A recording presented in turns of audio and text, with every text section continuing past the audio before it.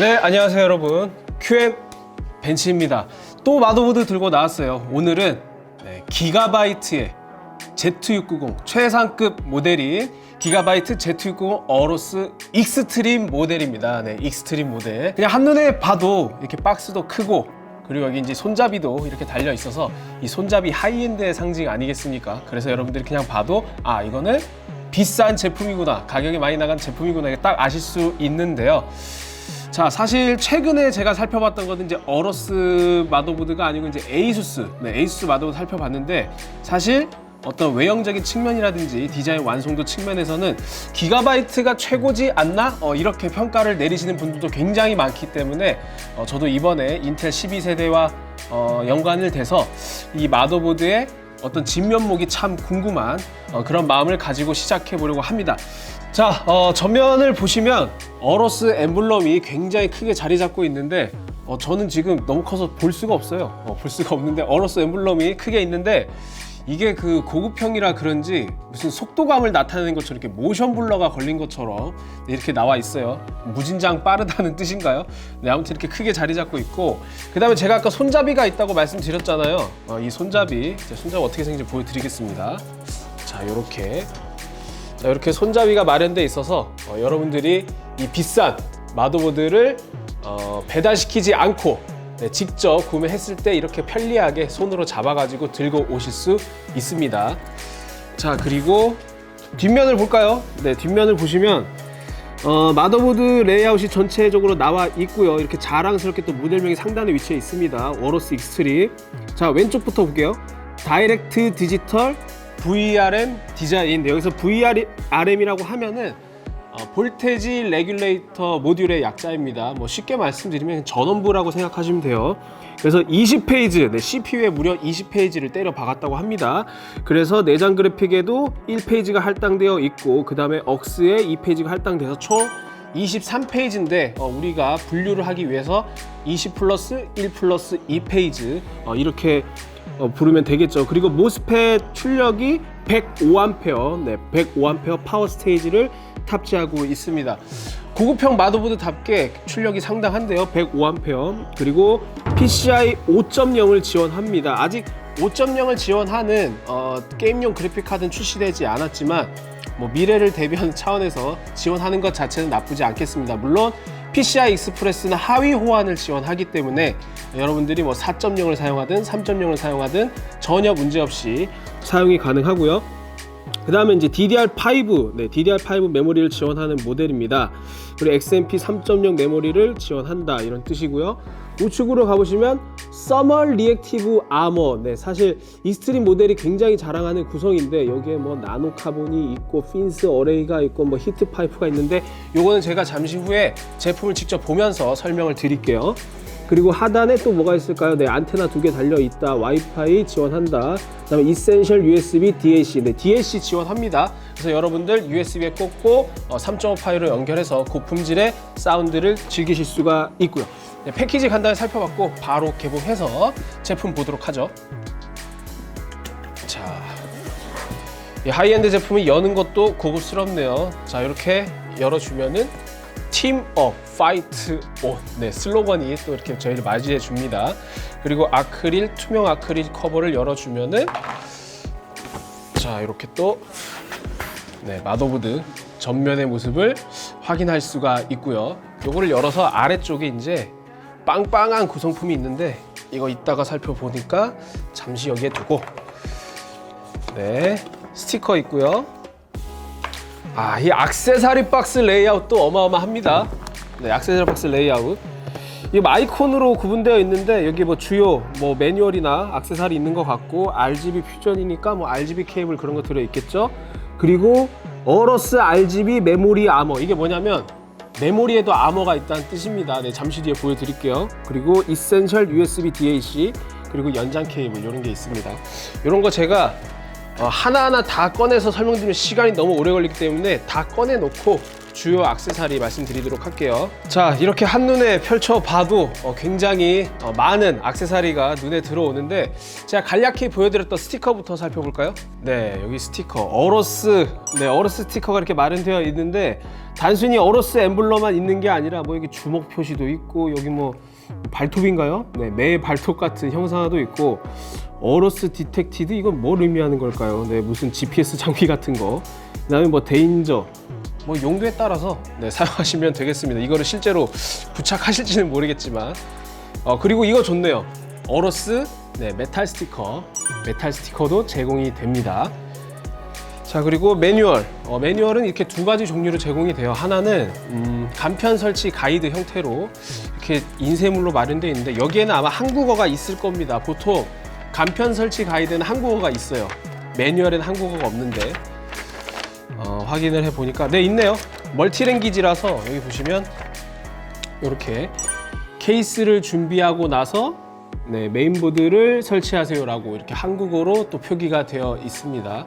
사실 이거는 기본 설치 가이드라서 뭐 한 번쯤 읽어보시면 좋을 것 같고, 사실 마더보드에서 가장 중요한 건 네, 이 매뉴얼이 되겠죠. 이 매뉴얼에는 기본적인 마더보드의 어떤 설계라든지, 그리고 각 포트가 무슨 역할을 하는지, 그리고 여러분들이 마더보드를 사용하다가 고장이 났을 때 혹은 오류 코드를 뽑아냈을 때 해당 코드가 어떤 오류를 의미하는지 등 굉장히 다양한 정보를 담고 있기 때문에 컴퓨터 고수분이라도 한 번쯤 정독해 보시는 걸 추천합니다. 그리고 마더보드가 상당히 양이 그렇게 양이 많지는 않네요. 네, 경쟁사 대비 그렇게 두꺼운 편은 아닙니다. 네, 그래서 여러 가지 내용이 있는데, 역시나 이 매뉴얼에는 한국어는 없어요. 다 영어예요. 근데 그림이나 이미지가 함께 첨부되어 있기 때문에 사실 이해하는데 큰 어려움은 없으실 거라고 저는 생각을 합니다. 반드시 정독 한번 해주시고요.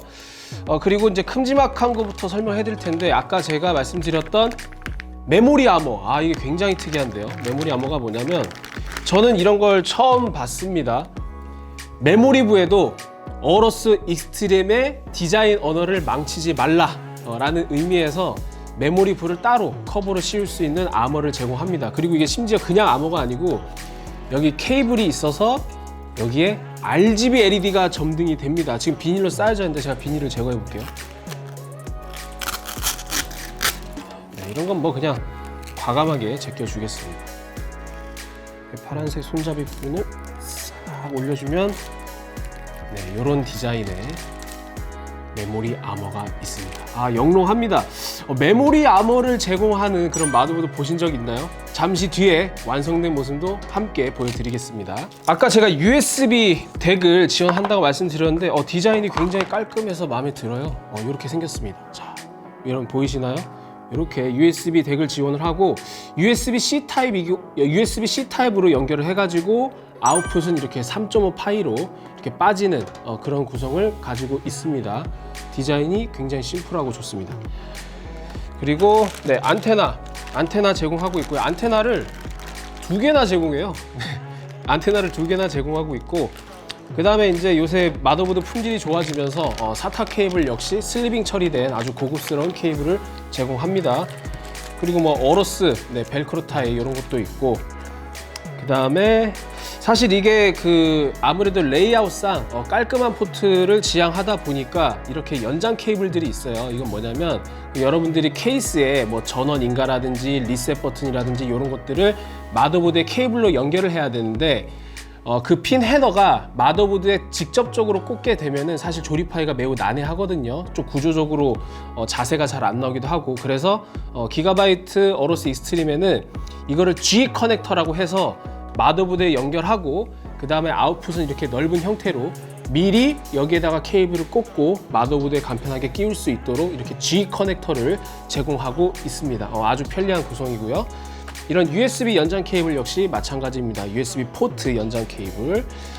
그리고 이제 RGB 케이블도 있고, RGB 퓨전 2.0 동기화 가능하니까 이런 케이블 활용하시면 될 것 같고요. 네, 뭐 어느 정도 주요 액세서리는 모두 소개해드린 것 같고, 나머지는 사실 뭐 M.2 고정 나사라든지 그런 부품이니까 생략하셔도 좋을 것 같고요. 마지막으로 네, 어로스 USB가 있습니다. 네, 요새 광학 디스크로 뭐 매뉴얼이라든지 아니면 유틸리티 드라이버 이런 걸 제공하진 않죠. 네, USB 드라이브를 통해서 제공을 하고 있습니다. 자, 액세서리 살펴봤으니까 바로 마더보드 외형 들어가 보도록 하겠습니다. 자, 이게 바로 기가바이트 Z690 어로스 익스트림의 외형인데요. 굉장히 비싸 보입니다. 네, 고급스럽고 멋있고 비싸 보이는데요. 지금 필름들이 굉장히 많이 붙어 있어가지고 일단 이 진면목을 확인하기 어려우니까 제가 필름을 다 떼도록 할게요. 여러분, 외형 어떠신가요? 네, 굉장히 예쁘지 않습니까?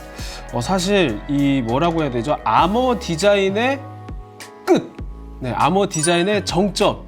이렇게 표현해도 전혀 무리가 없을 것 같아요. 심지어 이게 끝이 아니라 아까 제가 말씀드린 이 메모리 아머가 어떻게 합체가 되냐면 여기 이렇게 네, 이렇게 합체가 됩니다. 그래서 여러분들이 그 일반적인 굉장히 단조로운 메모리 디자인 또는 시금치 뭐 이런 거를 장착하셔도 이 메모리 아머가 어차피 가려주기 때문에 그 어로스 익스트림 플랫폼의 디자인을 전혀 해치지 않고도 이렇게 고급스러운 외형으로 완성이 가능합니다. 심지어 그리고 여기에 RGB LED도 점등이 되고요.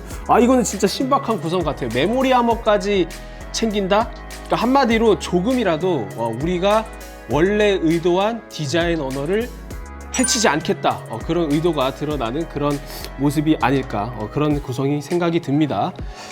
자, 그리고 앞부분은 이런데 뒷면에는 어떨까요? 자, 뒷면 나노카본, 네, 나노카본 베이스 플레이트가 이렇게 전면을 감싸고 있습니다. 이게 상당히 고급스러운데 이게 사실은 그 철판이나 그런 게 아니고요. 알루미늄 재질입니다. 기본적으로. 왜냐하면 열전도율을 위해서겠죠. 열전도율 위해서 알루미늄 재질을 가지고 있고, 그 다음에 마감 처리를 그 나노카본 코팅을 통해서 사실 방열 성능을 향상시키고 조금 더 열 분산에 유리한 그런 물질을 입혔다고 합니다.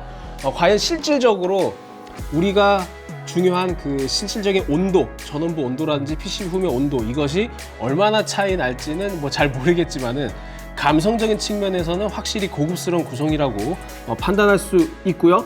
그 다음에 CPU 후면에 보니까 탄탈륨 폴리머 커패시터죠. 일명 여러분들이 쉽게 뭐 탄탈 커패시터라고 많이 하는데, 이게 사실 전원부의 어떤 구성에서 보면은 끝단에 위치하고 있는 구성이에요. 그래서 최종적으로 CPU 전압을 인가할 때 굉장히 안정적인 전압을 달성하는 데 도움을 주는 그런 부품이라고 할 수 있거든요. 실제로 일반 커패시터 대비 그 임피던스 값이 낮아가지고 뭐 리플 전압 요동이라든지 그런 것들에서 좀 우수한 품질을 보여주는 그런 부품을 탑재했다. 고급이다. 그렇게 얘기하시면 되겠습니다. 다시 전면으로 돌아올게요. 일단은 마더보드가 굉장히 큰데 이게 큰 이유가 일반적인 폼팩터 ATX와는 다르게 오른쪽이 확장됐어요. 그래서 확장된 영역을 가지고 있어서 EATX라고 하죠. Extended ATX 플랫폼을 가지고 있고요. 그 다음에 DDR 메모리 그리고 PCI 슬롯부 모두에 실딩 처리가 되어 있습니다. 사실 메모리 슬롯까지 실딩 처리를 하는 건 너무 사치 아니야? 이렇게 생각도 드는데 이런 고급스러운 마더보드, 즉 하이엔드 마더보드는 이런 사치를 부리는 것도 뭐 이해는 가는 측면이죠. 감성이 중요하니까요. 그래서 굉장히 내구성이나 견고함에서 신뢰감을 주는 구성이라 볼 수 있고요. 그 다음에 이것도 되게 특이해요. 지금 그 ATX 파워 케이블, 즉 그 우리가 24핀 파워 케이블을 마더보드에 연결하는데, 그 마더보드 커넥터에 보면은 일부 파워의 경우에 막 빨간색, 초록색, 노란색 막 이런 케이블들이 노출되어 있잖아요. 그래서 그런 것들을 가려주는 역할도 하고, 한편으로는 메모리 아머와 똑같이 그 불필요한 케이블들이 마더보드 영역 안에 들어와서 디자인을 해치는 것을 조금 방어하기 위해서 이렇게 커버까지 있습니다. 이거 굉장히 사치스러운 구성 같아요. 그리고 여기 아까 말씀드린 뭐 Q코드 있고, 그 다음에 파워 버튼과 리셋 버튼이 있는데, 이 고급스러운 마더보드 치고는 살짝 불만입니다. 뭐가 불만이냐면 이 온보드 스위치가 너무 작아요. 제 기준에선 좀 더 시원스럽게 멋있게 디자인할 수 있지 않을까 그런 생각도 들고, 클릭감도 약간 좀 쪼잔하다고 해야 되나? 네, 그래서 조금 더 시원시원한 디자인을 탑재했으면 더 좋지 않을까 그런 아쉬움이 있고요. 그 다음에 이제 여기 히트 파이프로 연결된 고급스러운 전원부 히트싱크, 이거는 이따가 제가 직접 분해해가지고 내부 구조가 어떻게 되는지 살펴보도록 할게요. 네, 그리고 여기 M.2가 장착되는 곳에는 이 서멀가드라고 해가지고 굉장히 두꺼운 히트싱크가 마련되어 있습니다. 여기 보시나요, 서멀가드? 네, 굉장히 두꺼운 히트싱크가 있고 M.2 히트싱크마저 히트파이프가 마련되어 있어요. 정말로 호화스럽습니다. 네, 호화스러운 구성이고, 그 다음에 이제 LED는 여기 I/O 커버 쪽이랑, 네, 그 다음에 이쪽 하단 쪽에 모두 RGB LED가 점등이 되고요. 그 다음에 여러분들 아까 제가 PCI 5.0을 지원한다고 했는데 그 그래픽 카드 장착하실 때는 반드시 상단 슬롯을 사용하시는 게 좋습니다. 왜냐하면 설계상 위쪽은 16배속으로 작동하고요, 아래쪽은 8배로 작동합니다. 그래서 여러분들이 그냥 나는 편의상 아래쪽에 끼우는 게 좋아 라고 하시면 고성능 그래픽 카드의 경우에는 8배로 작동했을 때 뭐 크지는 않지만 그래도 성능 저하가 발생할 수 있으니까 반드시 위쪽 슬롯을 사용하시는 걸 추천드리고요. 그 다음에 이 보드만의 또 굉장히 특별한 설계, 특별한 특징이 있는데요. 그게 뭐냐면 바로 옆면입니다.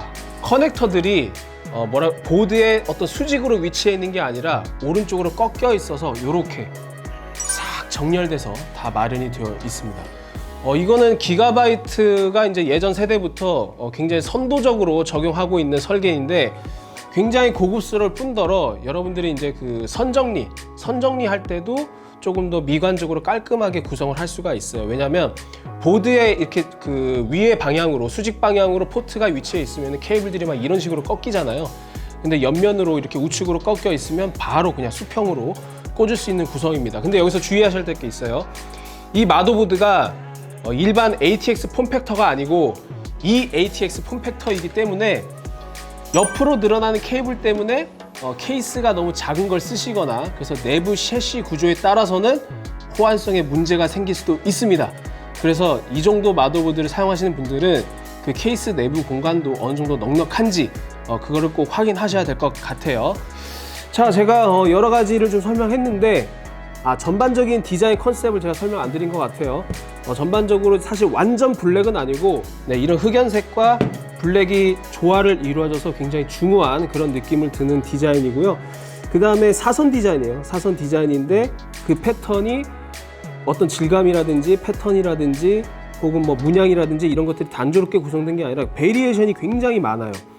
그래서 디자인이 어떤 사선에서도 디자인적으로 단조롭지 않게 좀 재미를 추구한, 베리에이션을 추구한 그런 느낌으로 완성된 것 같습니다. 자, I/O 포트 한번 살펴볼게요. 가장 왼쪽에는 뭐 시모스 클리어 버튼이 있고 뭐 Q 플래시 버튼이 이렇게 있네요. 그리고 와이파이 안테나가 위치하고 있고 오디오 단자가 특이하게도 오른쪽 끝에 있는 게 아니라 초반부에 있습니다. 오디오 단자도 좀 축소가 되어 있어서 라인 아웃이랑 그다음에 마이크 버튼만 있네요. 그리고 광단자가 있고요. 아무래도 시대상을 좀 반영해서 오디오 포트를 좀 축소시킨 게 아닌가 그런 생각이 듭니다. 그리고 이제 타입 A USB 포트들이 있습니다. USB 3.2 타입 A 포트들이 있고요. 일단 듀얼랜 구성인데 하나는 인텔 2.5 기가비트 이더넷이고요. 하나는 아칸티아의 10 기가비트 이더넷입니다. 그리고 하단에 USB-C 타입의 썬더볼트, 썬더볼트 포트가 무려 2개를 지원하고 있습니다. 그래서 썬더볼트가 굉장히 대역폭이 좋기 때문에 주변 기계 활용하시는 분들한테는 좋은 구성이라고 생각이 드네요. 자, 전반적인 외형을 모두 살펴봤으니까 이제 제가 직접 분해를 해가지고 M.2 슬롯은 어떻게 생겨 먹었는지, 그리고 전원부 히트싱크, 이게 정말 중요합니다. 그 구조를 여러분들한테 보여드리도록 할게요. 자, 분해를 모두 끝냈는데 다른 마더보드보다 분해하는 좀 시간이 걸렸어요. 이게 분해 난도가 결코 낮은 편은 아닙니다. 굉장히 복합적인 난이도를 자랑하고 있네요. 자, 일단은 헐벗은 모습입니다. 헐벗은 모습. 여기에 기역자로 전원부가 위치하고 있고요. 여기 뻔히 보이시죠? M.2 슬롯이 4개 이렇게 있는데 다 써멀 패드가 마련이 되어 있고요. 기본 제공됩니다, 당연히. 그리고 써멀 패드 보호 필름도 있는데 이거는 떼면 이렇게 나와요. 이제 굳이 다 떼진 않겠습니다. 이렇게 좀 해주고, 그리고 이 써멀 패드가 이쪽에만 있는 게 아니고 양면 구성이에요. 그래서 보시면 제가 떼어낸 아머에 자, 이렇게 세 짝이 이렇게 마련되어 있고요. 그 다음에 이제 CPU로부터 직결되는 가장 상단에 M.2는 요렇게 이렇게 또 따로 있습니다. 이게 근데 보호 필름이 상당히 특이한데 약간 그물망 형태로 이렇게 좀 사선 형태로 되어 있어서 질감이 좋아요. 맨들맨들하고 뭐 사실 크게 중요한 건 아니니까. 여기 안쪽에도 썰 패드가 이렇게 마련되어 있고, 그리고 이제 감동적인 게 바로 이 바로 적층형 히트싱크가 M.2에도 마련되어 있다는 거. 굉장히 든든하고 마음이 놓이는 그런 구성이죠. 그래서 위쪽에 방열 플레이트랑 이 알루미늄 적층형 히트싱크가 서로 히트 파이프를 통해서 이렇게 구성이 됩니다. 그리고 히트 파이프도 사실 이 히트 파이프는 기본적으로 구리 재질인데, 이 구리 재질이라고 하면 약간 빨간색 혹은 오렌지색 이런 색상을 띠고 있잖아요. 그런 것들 노출시키지 않고 역시 나노카본, 나노카본 코팅을 통해서 고급스러운 질감을 통일하는 그런 디자인을 보여줍니다. 자, 전원부 다시 설명 이어갈게요. 기억자로 배치가 돼 있고요. 이렇게 안쪽에 20페이지가 이제 V코어, 즉 CPU 전압이고요. 오른쪽은 GT, 그러니까 내장 그래픽, 이쪽은 억스, 그 외의 장치를 위한 전원부가 마련되어 있습니다. 그리고 이제 커패시터는 블랙으로 이렇게 위치하고 있는데, 이거는 니치콘의 FP 시리즈 커패시터고요. 그 다음에 DRMOS 드라이버 모스펫이 모두 탑재되어 있습니다. 그리고 아까 말씀드렸던 CPU 후면에 있던 탄탈 커패시터 있잖아요. 그게 이쪽에도 배치가 되어 있어요. 그래서 전원부 품질에 상당히 신경을 쓴 모습이고, 사실 V코어 전용으로 20페이지가 할당되었다는 거는 충분히 안정적인 전력 공급이 가능합니다. 물론 12900K 자체가 소비 전력이 높다는 그런 특성에도 기인하겠죠. 그리고 여기서 끝난 게 아니고 뒷면에 보시면 서멀 패드가 떨어졌네요. 전원부 후면 라인을 따라서 이렇게 두꺼운 서멀 패드가 마련이 되어 있습니다. 이렇게 서멀 패드가 있는 이유는 그 베이스 플레이트 있잖아요. 나노 카본 베이스 플레이트, 그쪽에 열을 전달하기 위해서 이렇게 또 떨어졌네. 제가 지금 이거 수직으로 세워서 자꾸 떨어지는데 이렇게 위치하고 있어요. 이 방열 플레이트에 열을 전달하기 위해서 서멀 패드가 두꺼운 이렇게 마련이 되어 있습니다. 전원부에도 신경을 많이 쓴 모습이에요. 그리고 아까 제가 말씀드렸던 핵심 전원부 히트싱크를 한번 확인해 보시죠.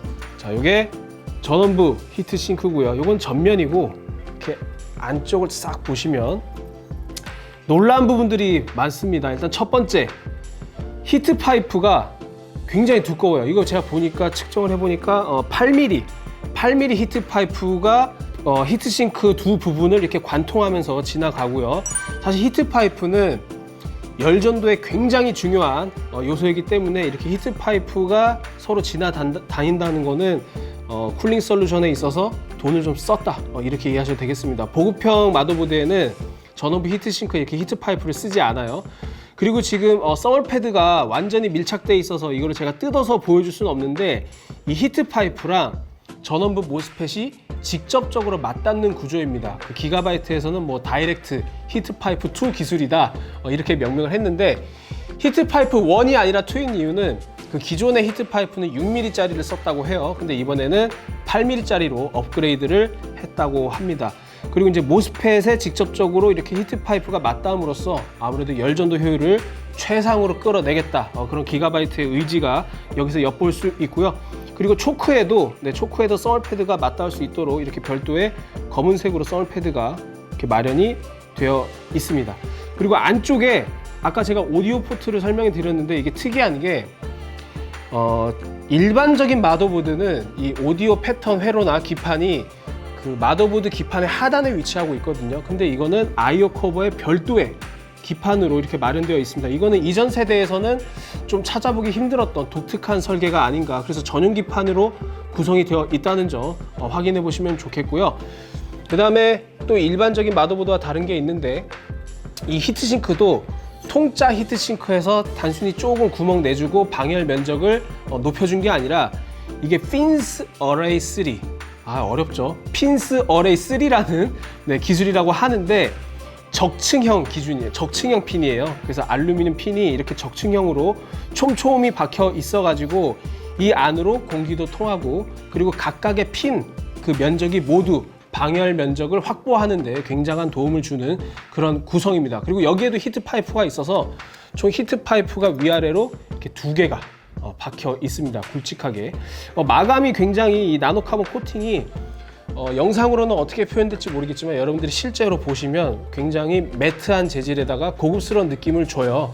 그래서 어떤 그 전원부 디자인보다도 이 마감 부분에서는 가장 고급스러운 모델이 아닐까, 저는 그렇게 생각을 합니다. 자, 이렇게 전원부도 살펴봤고요. 네, 속살도 살펴봤으니까 이번에는 직접 제가 조립을 해가지고 i9 12900K를 장착을 해서 5.2기가, 즉 퍼포먼스 코어 기준으로 5.2기가 오버클럭을 해서 온도는 어떤지, 그리고 전원부 온도는 어떻게 나타나는지 직접 시연을 해보도록 하겠습니다. 네, 어러스 Z690 익스트림과 함께 그리고 i9 12900 CPU를 제가 장착을 해가지고 부팅을 했는데요. 여러분들이 보시는 화면이 바로 익스트림의 바이오스 화면입니다. 자, 어떻게 설정이 되어 있나. 일단은 여러분들 다 아시죠? 이제는 P코어랑 E코어로 구성이 되어 있다는 거, 12세대는. 그래서 P코어를 52배수로 설정을 했고요. 즉 5.2기가란 뜻입니다. 그리고 E코어는 40배수, 즉 4기가로 세팅을 했어요. 그리고 이제 메모리를 좀 살펴볼 텐데, 기가바이트 이 익스트림 모델에 재미있는 기능이 있거든요. 스펙상으로는 DDR5 6600MHz까지 지원이 가능하다, 이렇게 나와 있는데, 사실 나중에 DDR5 메모리가 좀 어떤 그 오버클럭 잠재력이라든지 전업 특성이 좋아졌을 때 기대해 볼 수 있지 않을까. 저는 6600을 적용하는 거 아직까지는 사무실에서 구경조차 해보지 못했습니다. 아무튼 제가 그래서 지금 메모리 클럭은 오토로 뒀고요.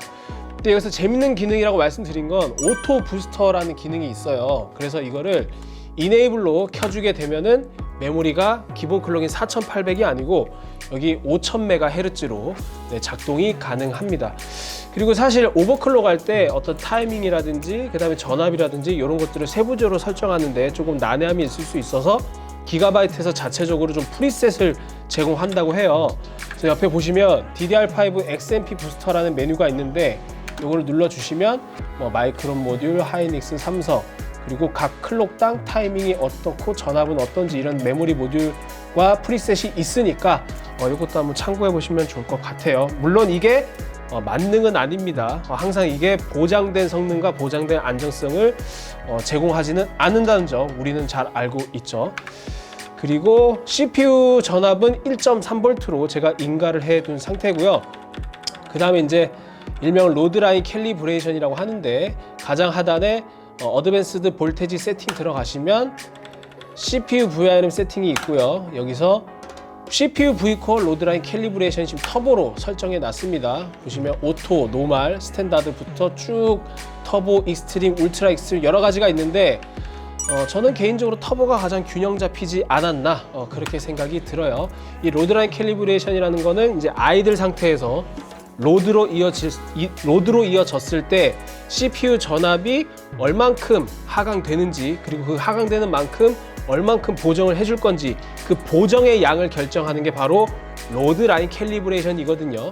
그래서 하단으로 갈수록 보정값이 굉장히 높아져서 풀로드 때 전압이 높아지는 거고, 그 다음에 아래 급으로 여러분들이 항목을 조절할수록 그 보정값이 약해진다는 뜻입니다. 저는 여기서 터보로 설정을 했습니다. 자, 그래서 5.2기가, 그 다음에 E코어는 4기가, 그리고 로드라인 캘리브레이션, 즉 LLC는 터보로 설정했을 때 어느 정도 온도를 보여줄지 확인해 보도록 하겠습니다. 네, 부팅이 성공을 했고요.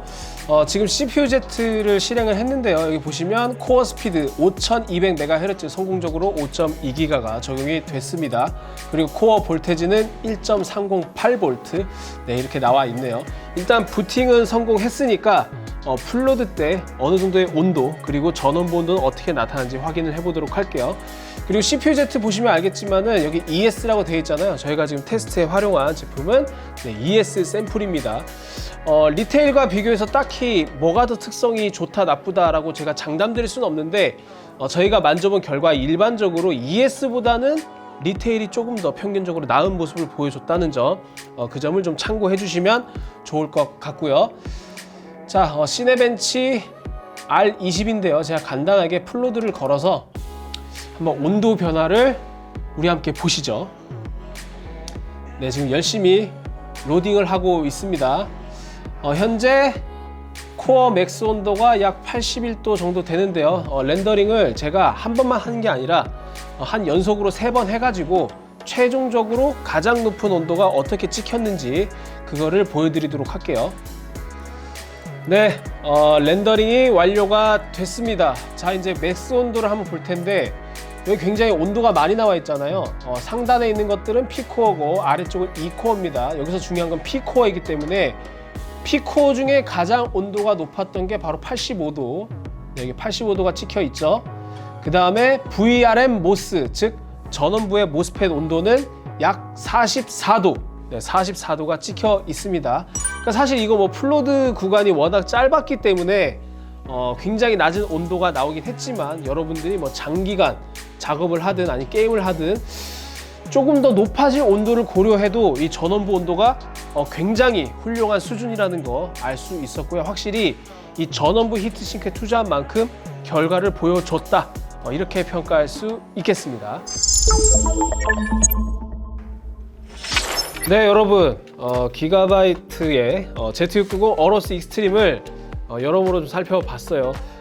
상당히 재미있는 제품이었죠. 무엇보다 이제 가격이 좀 높고 그 다음에 하이엔드 모델이다 보니까 특징도 많고 하지만은 확실히 기가바이트가 예전과 달리 정말 그 고급스러움의 끝을 달려가고 있는 게 아닌가 그런 생각이 들 정도로 뭐 디자인이면 디자인, 특히 메모리 아머는 조금 충격적이지 않나 그런 생각까지 들었습니다. 그리고 무엇보다 제가 가장 마음에 드는 거는 저는 사실 약간 그 컴퓨터 부품을 바라볼 때 외형도 중요한데 조금 더 실용주의적인, 즉 성능적인 부분을 많이 보거든요.